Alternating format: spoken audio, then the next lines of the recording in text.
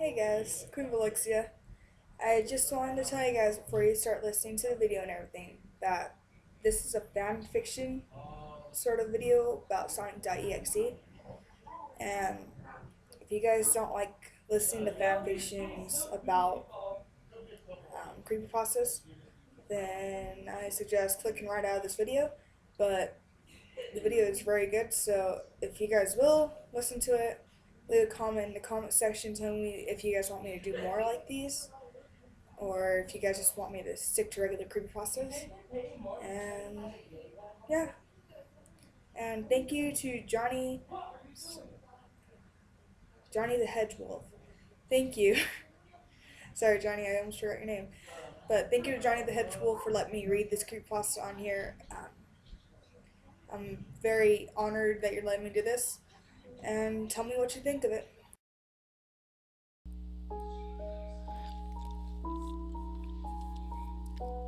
I still can't believe it's been a month since I came into contact with it. But it feels like it's a year. Even the mere mention of its name sends chills down my spine. Let me explain. You see, I used to go to a school where you learn about programming, designing, and making your own video games and all that stuff. Well, there was this one guy named Timmy in my class who was a total loner. No friends or anything. He just kept to himself and only spoke when someone asked him something. But he would never answer questions about his personal life, which I can understand. Anyway, we were both paired up to do a project, so I decided it was best to try to befriend him. We didn't exactly become friends, but we became acquaintances for the most part. For the project, we decided to do a Sonic game since we were both big fans of the games. Since he was better at programming than me, I let him take over that and I would work on which characters would be in it, levels, and all that stuff. About 3 months later, Timmy suddenly just disappeared off the face of the earth. No one knew where he went, and whenever teachers or the principal tried calling his house, the number was disconnected. I even passed by his house a few times, but found it boarded up with a repossessed by bank notice on the door. With my partner gone, I had to do my project solo. So I decided to do a short Mega Man game. It was much easier than making a Sonic game, that was for sure. Anyway, I'd been working on the game for 2 months and it was almost complete. I just had to polish it and it would be done. My teacher wanted to see what I had so far by Monday, so I decided to work on the game non-stop all weekend to finish up adding the music and the rest of the code in. As I put my books in my bag and walked out to the front door, something caught my attention out of the corner of my eye. Under a tree was someone in a black coat staring at me. I was creeped out a bit, but I just shook it off as nothing and started to walk home. As I was walking, I glanced over my shoulder every now and again, and I saw the cloaked man following me. He seemed to get closer every time, despite the fact I picked up the pace whenever I glanced at him. I kept my hand on my pocket knife. I always carried it on me for protection just in case things went south. Eventually, I had to stop at a crosslight. I became worried and I looked over my shoulder again, preparing for the worst. But, to my surprise, he was gone. I sighed in relief, thinking the man finally gave up on his chase. But I was wrong. Oh, so wrong. When I turned back around, he was right there in front of me. I jumped back a bit and was almost about to pull out my pocket knife when he put up his right hand, showing he meant no harm. His skin was white and pasty, almost like he was never in the sun a day in his life. I still kept my hand on my knife just in case, but then he pulled back his hood a bit to reveal his face. There was Timmy, shown up out of the blue, looking absolutely terrible. His skin was just like his hand. His hair was in blotches and looked like it was pulled out.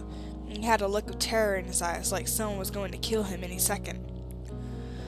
I stood there motionless for a good minute or so, trying to find the right words. "Oh my God. Timmy, what happened to you? Are you alright?" I suddenly blurted out. He just shook his head, handed me a flashlight, and walked off down the alley. I continued my walk home, still wondering what happened to poor Timmy. When I got home, I booted up my computer and put the flash drive in. When I opened it, there were 2 files. One was a text document named Please Read, and the other an application titled Essay 4. I went to the text document to see if it would clear anything up about the whole Timmy situation. It did, but it wasn't pleasant. Dear Shannon, I can't take this anymore, this madness. It's making me see things, hear things that aren't there. I'm slowly losing touch with reality, all because of him. If only I was wise and didn't put that damn disc in and just destroyed it. I did the best I could to save our project, but if anything seems off about it in a satanic way, destroy the flash drive and whatever computer you're using to run it. I don't have long. I wish you the best. Take care. From Timmy. I wonder what he was talking about. A CD that makes you lose touch with reality? Maybe it has something traumatizing on it. I wasn't sure. I then clicked on the Essay 4 file. It went into full screen and the title screen showed up. It was the Sonic Adventure 2 Japanese title screen, with the 2 replaced with a 4 from Sonic 4 Episode 1. There was no music present, but that was understandable since I was going to put the music in when he was done with the main part of the game. I pressed enter where it took me straight to the character select screen. Only the background where Essay 2 usually was at, it was just red. Probably just a placeholder. I scrolled through the character select to see who was playable. There was Blaze the Cat from Sonic Rush, Sonia the Hedgehog, Sonic's sister from Sonic Underground, and one of my characters, Johnny-Hedgewolf. I was a bit confused because we agreed on Espio, and I only jokingly suggest Johnny. Only for some reason, there was a character that looked like Sonic, but was in a silhouette with question mark, where his name would be, implying you have to unlock him. I scrolled back to Blaze and picked her since she was one of my favorite characters and the only one I was able to play as. Sonia and Johnny were unplayable for some reason. I was taken to the first level, which was a remake of Green Hill Zone from the original Sonic the Hedgehog on the Genesis, except it was called Grass Slope Zone Act 1, and the Sunset Hill Zone music played in the background.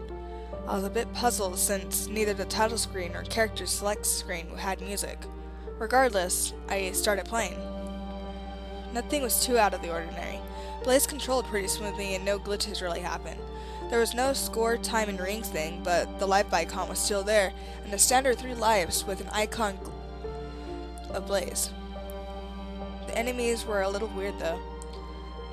They were your average badninks and motorbugs, buzz bombers, and crap like that, but they seemed a bit off.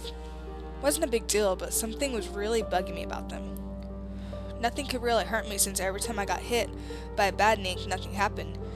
Any bottomless pits were just invisible floors and spikes weren't effective at all. After destroying all the bots in sight, I reached the end of the act and touched the giant ring to end the level. After touching it, the Japanese Sonic CD level clear fanfare was heard. No result screen or anything of the sort, just Blaze past Act 1, like the classic Sonic games. I went on to Act 2, which was the same as Act 1 with minor changes here and there in the level design. I reached the end of the act again and the same fanfare was heard with Blaze past Act 2. Next up was the boss level. I was about to fight the A-Hammer MK2 again, only it was Eggman Nega operating it opposed to Dr. Eggman. And the fifth was Marine the Raccoon from Sonic Rush Adventures. The boss music was the Japanese boss music from Sonic CD. The Egg Hammer was exactly the same as it was in Advance 2, and was killed with ease since the hammer was completely ineffective. I rescued Marine and a cutscene started like in Advance 2 when Sonic saves Creed. Thanks, Blaze. I thought old Nega add me there for sure. Marine, thanks, Blaze. Anytime, Marine. Just be more careful next time. Before Blaze ran off, Marine stopped her. Wait, Blaze. Just beware of Hell Valley. I thought to myself, Hell Valley? I don't remember agreeing on that level. What it was supposed to be was Water Valley, the underground portion of the game, since Hell Valley sounded a bit dark for a Sonic game. I continued regardless, then Timmy decided to make it Hell Valley despite what I said. The overworld map came up, and Blaze's life icon moved over the dotted line to the next zone. Starlight Zone Act 1 showed up yet again, being a remake of the level from Sonic 1. The background was the Stardust Speedway present, but music was the Japanese Stardust Speedway Bad Future from both from Sonic CD, only it sounded a bit slow this time. I pressed on through the level, destroying more motobugs and dodging bombs. As I was about to end the act, something flashed on the screen. I couldn't see what it was, but I could have sworn I saw a picture of Sonic looking directly at me. Act 2 started up and did the same thing as Act 1, just different level design. Ran through the level and cleared the act like usual, then went to the boss fight. On the boss fight, it was a jetmobile from S3 and K with Nega piloting yet again. After beating him yet again with ease due to being invincible, I ran through a structure at the end of the track, leaving the jetmobile to crash just like in S3 and K. But instead of it just simply crashing, it exploded. It wasn't even your usual final hit mini explosions, but a giant one that could probably really hurt or even kill someone. Nega fell, hit the ground hard, and just didn't move. The screen stayed there for about 10 seconds, faded to black, and brought up the level map. It then went to the next level. Hell Valley Act ... It read. I had an uneasy feeling in my butt as the level loaded. The ground Blaze was standing on looked like Green Hill Zone's back foreground, except the grass was dead and the light and dark brown tiles were gray and darker gray. The background was a city from Spring Yard Zone, but on fire, and in the sky were the clouds from the Stardust Speedway Bad Future when you fight Metal Sonic. The music sounded like Green Hill backwards, but creepier. Blaze looked a bit nervous, but tried to keep a straight face at the same time. I started moving her through the level. There was nothing but floor and background, no enemies or obstacles. I just kept moving for about 3 minutes, and then out of nowhere, Kefka's laugh from Final Fantasy VI blasted from my speakers. I jumped out of my seat, nearly shitting my pants in fear. I calmed down and kept going. About 2 minutes in, Sonic came running up from behind, faster than Blaze could run. Only his eyes were closed. When he caught up to Blaze, he grabbed her, opened his eyes for a split second, and it went to black. I heard Blaze scream in terror and agony. A message appeared on the screen. Why, hello. Would you like to try again? It was at this point where I wanted to stop playing and smash my computer, as per Timmy's instructions, but then another message appeared after that. Don't even think about smashing his computer. It's already too late even if you do. Just sit down and finish what you started. I was completely scared out of my mind at this point. The game was fucking talking to me. I knew by this point Timmy had nothing to do with the changes. It was whatever this thing was. It took me back to the character select screen, and the character highlighted as Blaze was Blaze. Only she looked absolutely terrible. Her lavender skin was darkened, her peach-skinned ears turned white, her mouth was gone, her tail looked snapped in half, and her eyes were blackened with red pupils. Her expression was that of a saddened look. I couldn't play as her anymore. The game wouldn't let me, no matter how many times I smashed the A button.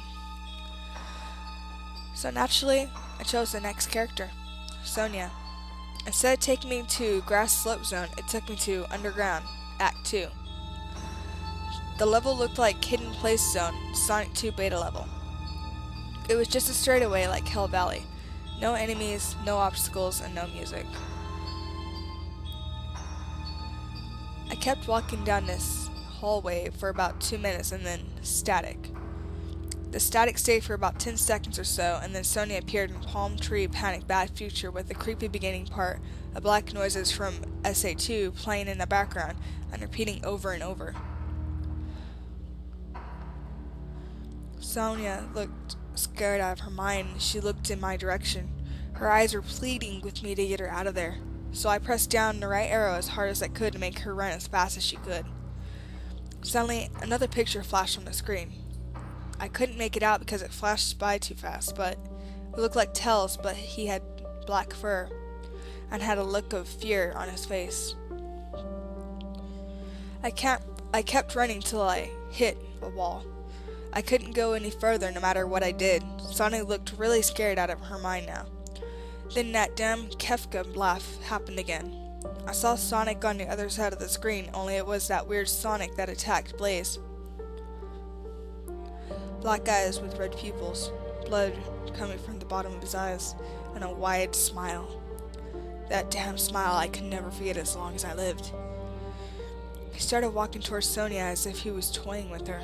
I tried anything I could to get her out of there, but to no avail. The game wouldn't let me go near this satanic Sonic. Eventually, he closed in on Sonia, who was looking as scared as ever. He grabbed her, and then darkness. I heard the poor girl scream as her own brother attacked her. A message came up again. That's 2 down, 1 to go. So much fun in so little time, don't you say? I shivered a little bit. I wanted to stop this madness. I wanted to get up and smash this thing more than ever, but it felt like I was in a trance. Strapped in my seat and able to move, I was taken back to the character select screen yet again, and was highlighted on Sonia. The poor thing's pretty fur was darkened. Her eyes were exactly like Blaze's with black eyes and red pupils. An ear was torn off. Her dress was ripped in multiple places, and her mouth looked stitched shut. She was broken. That's the best word I can use to describe these states. It's like they were stripped of their independence and free will. I felt bad for them. There was only one more character I could choose, and that was Johnny. I didn't want to play as him. I loved him as if he were my own son. Well, technically he was, since I created him, but I digressed. I looked and I tried to see if the silhouette Sonic was still locked. He wasn't there at all. He must have been that thing that attacked Blaze and Sonia. I chose Johnny and the level started up.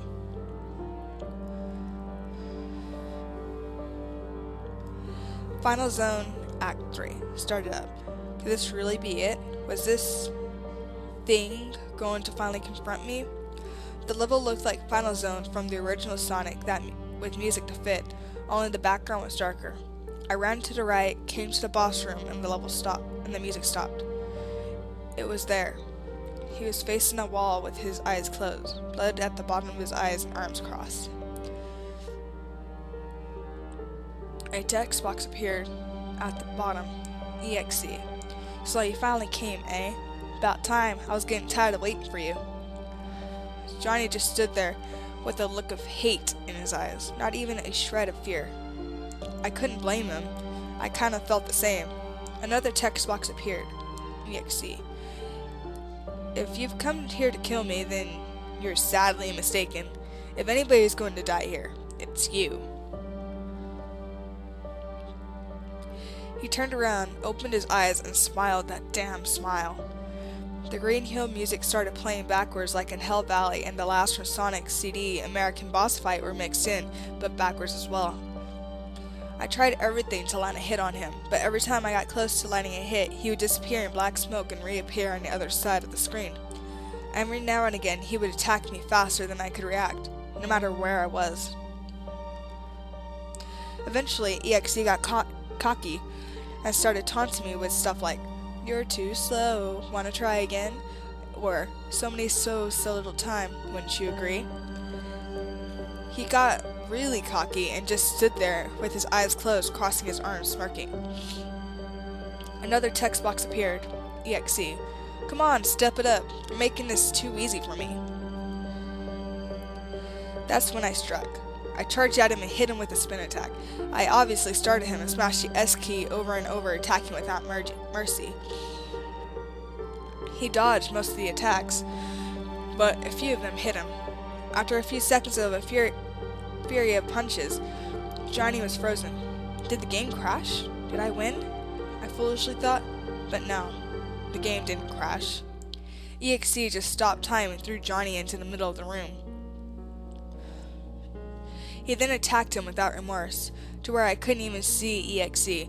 He was nothing but a blur, attacking Johnny from everywhere at once. After one last attack, static. Nothing but static for a good minute or so. Then a black screen appeared with the message, "I admire your persistence, Blue One, and for that, I won't make you another one of my victims, but an apprentice. You have much to learn." It then showed Johnny with darker fur, darker pants and shoes, and worst of all, the eyes of a broken, except his eyes weren't that of dismay, but of a madman's. He started grinning like how EXE did and looked exactly at me. Then darkness with another message. "This is just the beginning. My army is ever growing, and with an apprentice at my side, taking over your world will be a walk in the park." It then cut to a picture of other characters that were broken. I saw Tails with black fur and bleeding eyes, Knuckle with dark red fur and blood dripping from his dreadlocks, Eggman and Nega with pale skin and broken glasses, Cream with dark purple fur and red where her brown would be, not to mention no eyes. I also saw Sally with her eyes stitched closed and bleeding standing next to Sonic.EXE and Johnny. Amy was also there, but she personally wanted to make me puke. She had holes all over her body, even in the whites of her eyes and her pupils. I started itching all over just from seeing this. There were many other familiar faces like Silver, but his hands chopped off, Shadow with blood-red eyes and an overly happy smile, Vector without a lower jaw or eyes, Fiona looking like Tails, Mina with her pretty hair torn out and arms in shreds, and so many others. They were all staring at me. I felt bad for all of them. It then cut to static again for 2 minutes at most, and then darkness again. After a few seconds the game closed and I was brought back to the folder where the game and the text document were. Only there was another text document named "Until We Meet Again." As reluctant as I was, I clicked on it and read it. "Thank you for not following your friend's instructions and not destroying your computer as soon as the mention of Hell Valley. Now I'm free to roam wherever I like. The internet is a big place, big enough for my apprentices and me to roam onto websites, forums, and all that crap, linking people to my games and disappearing without a trace once the job is done. I will rule this dimension, even if it takes one person at a time. As long as people play my stuff, I will live on. I'm sure Ben can help me out with this, seeing as he's an expert with this sort of thing. Thank you for helping me spread me everywhere. Just like Tom and just like Timmy, we will meet again one day, one way or another." After that, my computer crashed. I didn't care anymore. I beat the shit out of that fucker anyway. I knew it wouldn't have helped since the damage was already done. I just needed a way to vent. From that day on, my life has been a living hell. Every time I fall asleep, I see him. Every time there's darkness or I'm alone, I hear him. I haven't been able to attend school or do anything. This is the first time I've actually stepped out of my house since this all happened. I'm writing this on a library computer to tell the world of this horrid monstrosity that's my entire fault. If you see a download link to something like Lost Sonic Game or Sonic Advance 4 Prototype or anything like that, don't trust it, it's them. I may even be too late since it's been a month and knowing the average Sonic fan. If you're a victim of this horror, I'm so sorry. Well, I've got to go now. The library is closing up for the night. This is the last time you'll hear from me. After I post this and leave, I'm going to blow my brains out or something. I've had enough of this madness. It's time to end this nightmare once and for all for me. Goodbye, guys.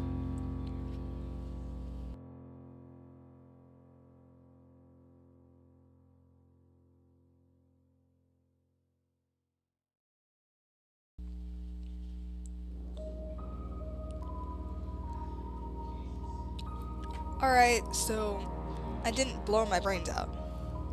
I checked now at the last second. However, I wish I didn't. I had another nightmare last night only. It was EXE and his army. Out of all the nightmares I had since I unleashed him, this one was just too real. and EXE's army never showed up in them. It was usually just him taunting me.